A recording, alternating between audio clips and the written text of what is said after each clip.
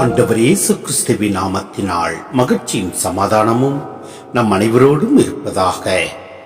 எசாயா 66 12-14 மற்றும் 18 முடிய ஆண்டவர் கூறுவது இதுவே: ஆறுபோல் நிறை வாழ்வு பாய்ந்தோடு சேவே, பெருக்கெடுத்த நீரோடை போல் வேற்றினத்தாரின் செல்வம் விரைந்து வர சேவே. நீங்கள் பால் பருகுவீர்கள், மார்பில் அணைத்து சுமக்கப்படுவீர்கள், மடியில் வைத்து தாளாட்டப்படுவீர்கள். தாய் தன் பிள்ளையை தேற்றுவது போல் நான் உங்களை தேற்றுவேன். எருசலேமில் நீங்கள் தேற்றப்படுவீர்கள், இதை நீங்கள் காண்பீர்கள். உங்கள் இதயம் மகிழ்ச்சி கொள்ளும், உங்கள் எலும்புகள் பசும்புல் போல் வளரும்.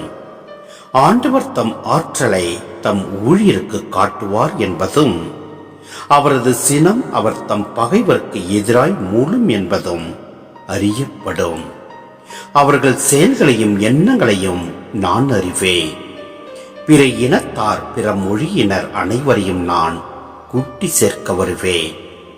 அவர்களும் கூடி வந்து என் மாட்சியை காண்பார்கள். சிந்தனை: கடவுள் பகைவர்களை அழித்து வெற்றியோடு அவர் புதியன படைக்கும் போது அவரை சார்ந்த அனைவரும் மகிழ்வார்கள். அவருடைய ஆற்றலையும் பேரன்பையும் காண்பார்கள்.